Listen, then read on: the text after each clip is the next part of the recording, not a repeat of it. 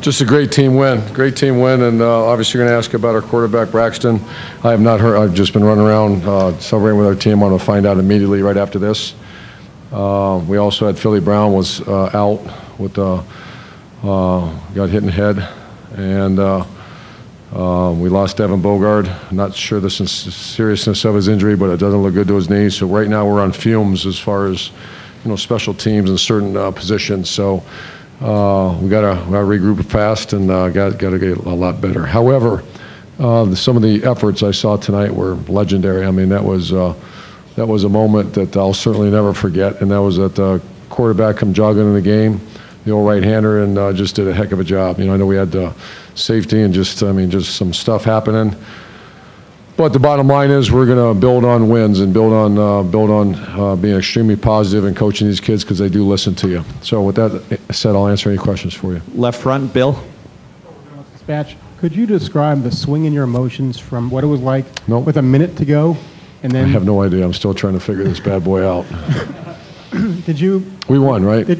We won. Was there a point where you lost faith that you could come? No. I just love Kenny Guyton. I just think he's especially we hit the long pass. I really thought he was going to go in. Then overtime, the energy in that stadium, and how loud that was louder than the Nebraska game. And I want to thank our fans for that. Far right over here, Clay. Yeah, Coach Clay Hall, ABC6. Did you push a button a little bit today with Chris Fields? I don't think he had a catch coming in. He makes a big catch.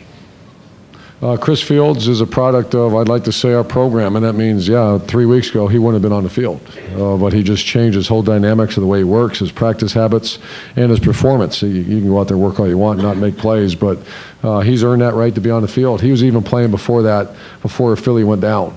I mean, he was on the field. We're 3-4 weeks ago. He's not on the field. So it's a product of, he also ran down on kickoff for me. So it's just that whole systematic approach that we have, and very, very proud of him. I mean, my goodness. That was a great catch. Left front, Bo. Urban Bo Bishop, BNS Radio and TV.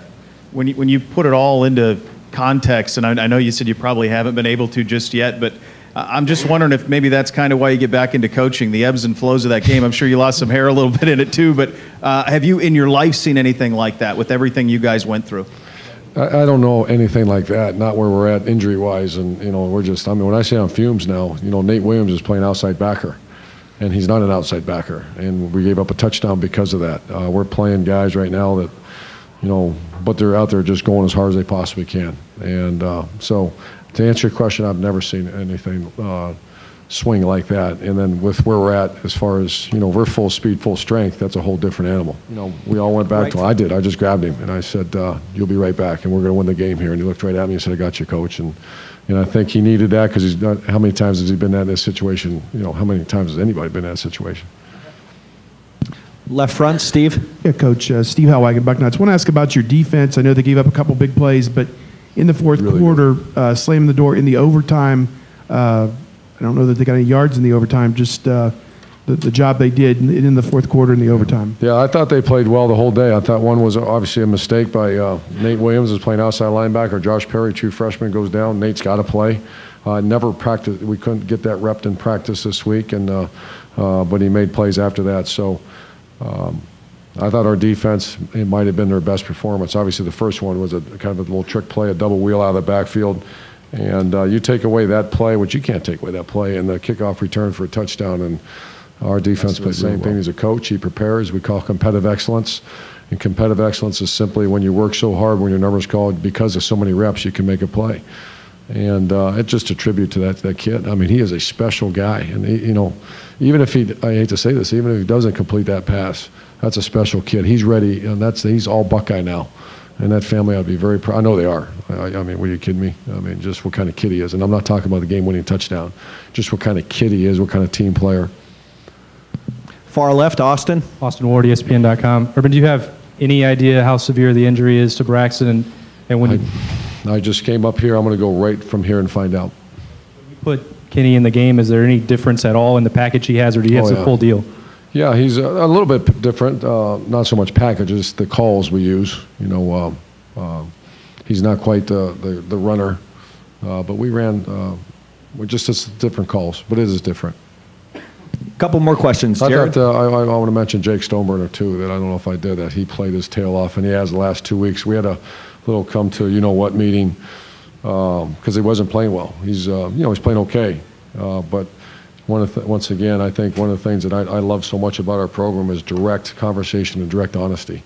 And he wasn't playing very hard in East Lansing. He didn't. He played okay, but okay is not good enough for a guy like that. In the last couple games, he has played lights out, and today he played great. Far right here, Jared. Jared Smalley, NBC4. Just you spoke during the week about getting involved with the defense, getting more hands-on with it.